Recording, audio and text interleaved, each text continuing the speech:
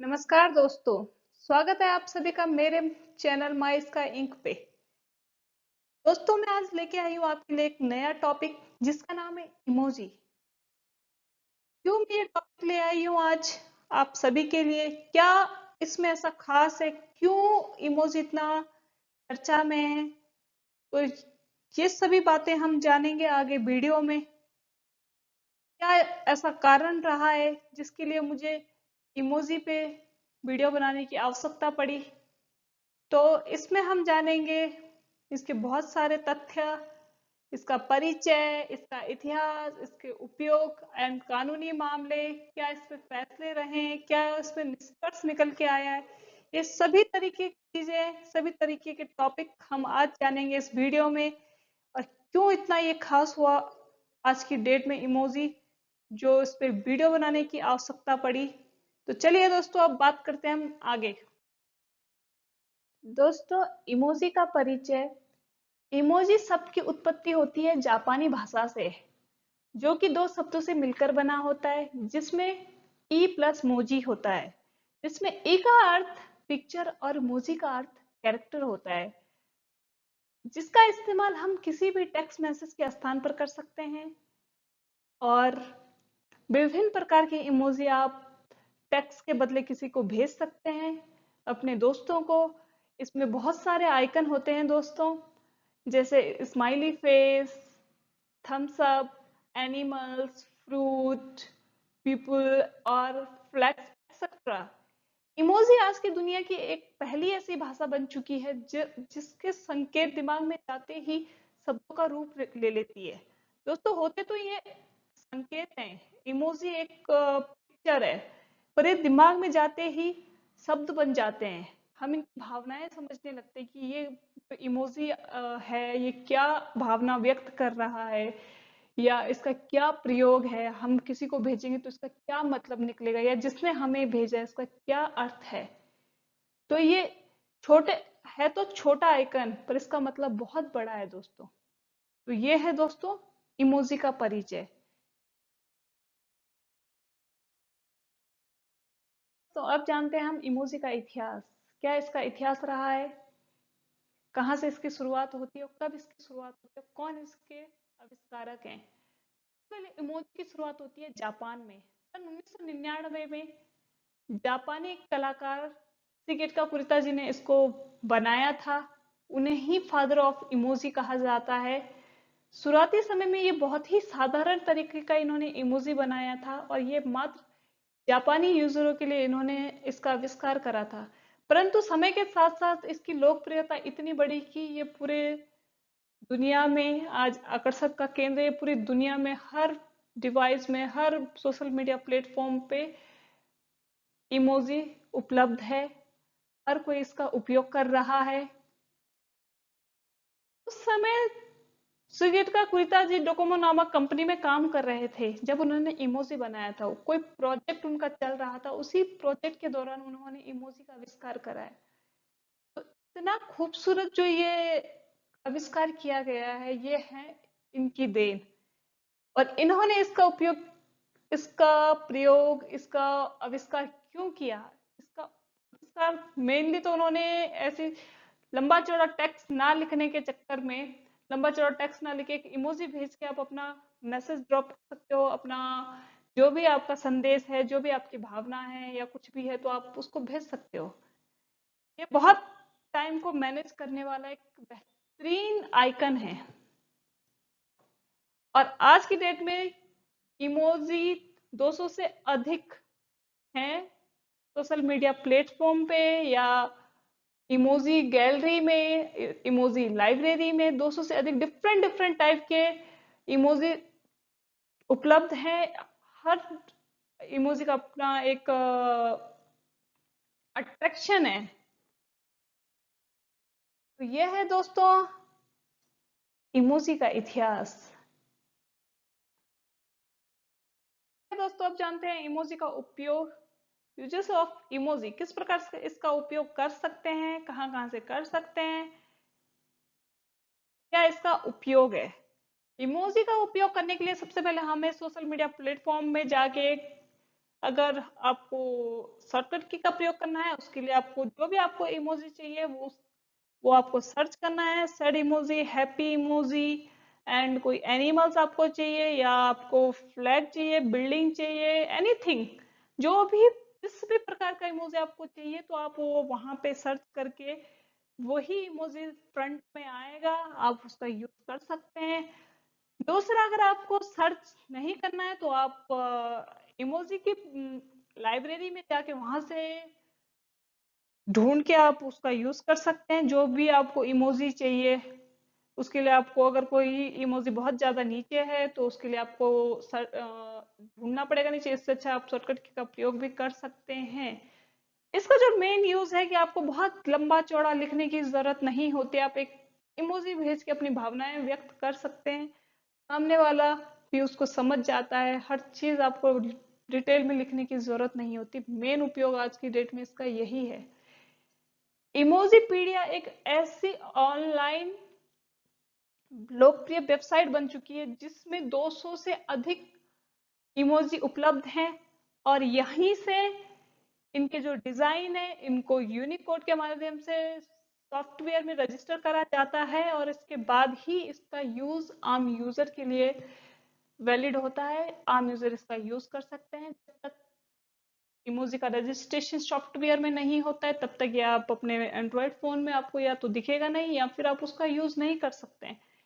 जिस भी इमोजी का आप प्रयोग कर रहे हैं सोशल मीडिया प्लेटफॉर्म में, वो इमोजी इस सॉफ्टवेयर से रजिस्टर होकर ही आपके डिवाइस में उपलब्ध होते हैं। और इस सॉफ्टवेयर के जो संस्थापक है, जिन्होंने ये सॉफ्टवेयर रजिस्टर बनाया है, उनका नाम है जेरमिन बर्जन। इन्होंने ही 2014 से विश्व इमोजी दिवस मनाने का निर्णय लिया, और इसके बाद से हर साल 17 जुलाई को विश्व इमोजी दिवस मनाया जाने लगा, और विश्व इमोजी दिवस को वैश्विक उत्सव के रूप में मनाया जाने लगा। ये मात्र विश्व इमोजी दिवस नहीं, वैश्विक उत्सव, समझ रहे हो दोस्तों आप, वैश्विक उत्सव के रूप में एक इमोजी दिवस को मनाया जाने लग गया 17 जुलाई से। देख रहे हो दोस्तों इमोजी कितना इंपॉर्टेंट है। ये इतना इंपॉर्टेंट है कि इसका विश्व दिवस मनाया जाने लग गया। तो आप भी समझे इमोजी की इंपॉर्टेंस। तो चलिए अब बात करते हैं हम आगे।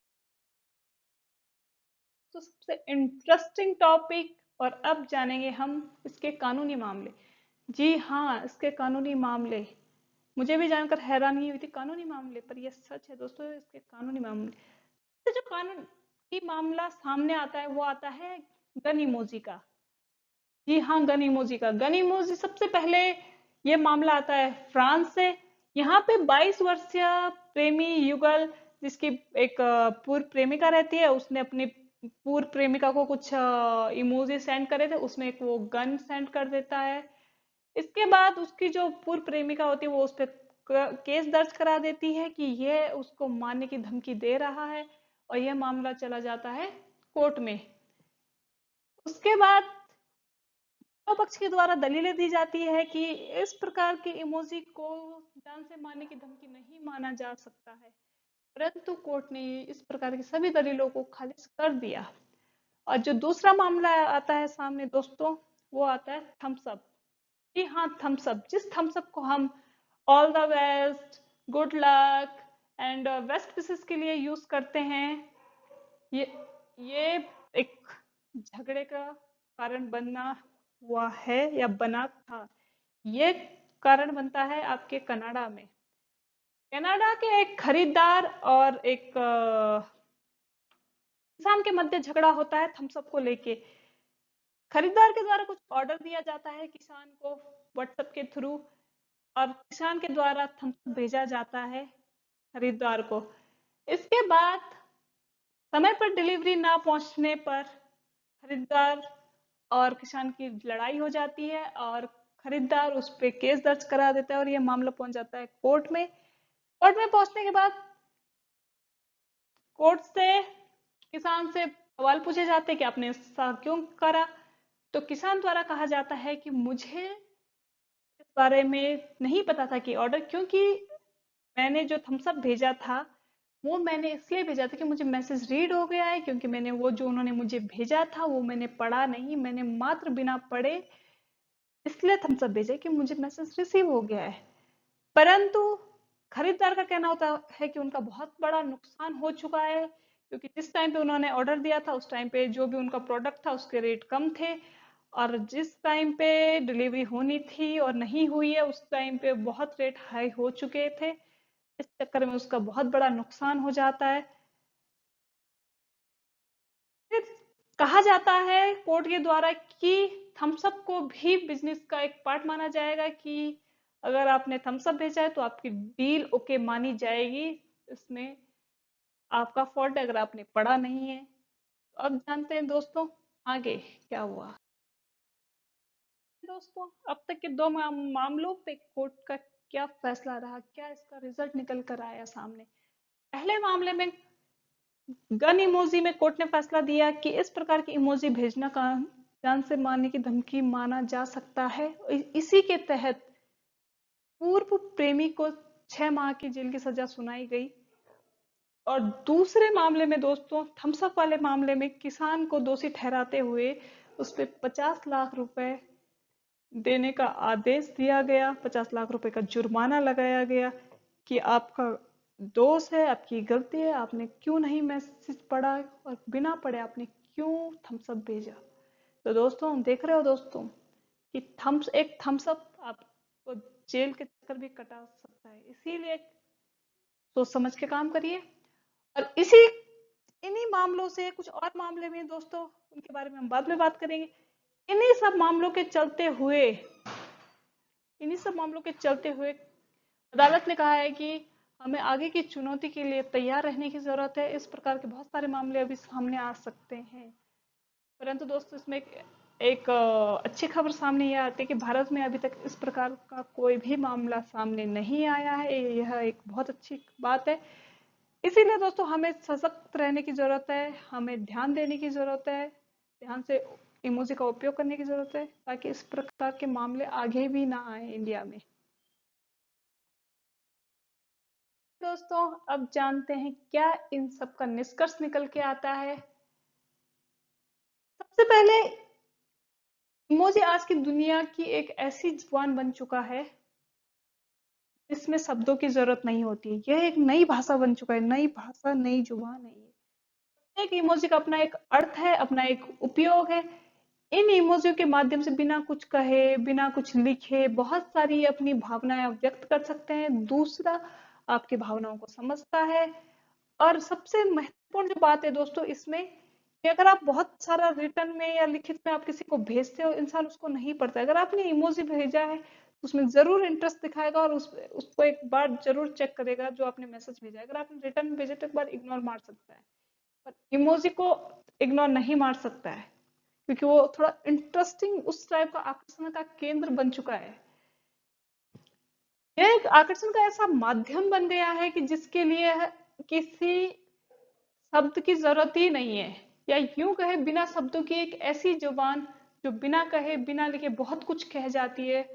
इसका उपयोग आज के जमाने में, आज के समय में बहुत जरूरी हो गया है। और ये जरूरी के साथ साथ ध्यान रखने की भी जरूरत है किस प्रकार से इसका उपयोग करना चाहिए, किस प्रकार के आप व्यक्ति को आप भेज रहे हैं उसके लिए आपको अपना मैसेज, अपना इमोजी जो भी है आपको चेक करके भेजना चाहिए। बिना चेक करे नहीं भेजना। क्या सामने वाले ने मैसेज भेजा है उसको पढ़ के उसके बाद क्या उस पर रिएक्ट करना है, उसके बाद आप भेज सकते हैं। नहीं तो दोस्तों कुछ कहा नहीं जा सकता है कि ये इमोजी चक्कर भी कटवा सकते हैं जेल के, पुलिस स्टेशन के, अगर आपने इनका उपयोग अच्छे से नहीं करा। या अच्छे हैं, इनमें कोई कमी नहीं है, ये तो बहुत ही इंटरेस्टिंग। परंतु जिस व्यक्ति को आप भेज रहे हो किस प्रकार से इसको लेता है, वो क्या इसको समझता है, क्योंकि वहां पे रिटर्न में तो है नहीं कुछ। वो क्या इसको समझता है, क्या इसकी भावना को समझता है, वो व्यक्ति किस टाइप का है, कुछ कहा नहीं जा सकता है। अगर आपका दोस्त है तो आपकी नेगेटिव चीज भी अच्छे मिलेगा। अगर आपको दुश्मन दुश्मन भी नहीं बोलेंगे, या उसको आपका थोड़ा बहुत उससे बहसबाजी भी हुई है, इस पे अगर आपने कुछ ऐसा इमोजी भेज दिया बिना सोचे समझे, तो उसको गलत वे में भी ले सकता है। इसीलिए दोस्तों निष्कर्ष ये निकल के आता है कि इमोजी का प्रयोग कभी भी किसी को भेजे तो सोच समझ के भेजिए। सोशल मीडिया प्लेटफॉर्म पे भी अगर आप कैप्शन के साथ इमोजी डालते हैं तो सोच समझ के डालें, तभी ये आपको और आकर्षण का केंद्र बनाएगा, और ये तो है ही आकर्षण का केंद्र। तो अगर आपको मेरी वीडियो पसंद आए तो उसके लिए लाइक करें, कमेंट करें, शेयर करें। थैंक यू सो मच और थैंक्स फॉर वॉचिंग दोस्तों। और मैं मिलूंगी आपसे एक नए टॉपिक के साथ, कुछ इंटरेस्टिंग टॉपिक। देखते हैं नया टॉपिक।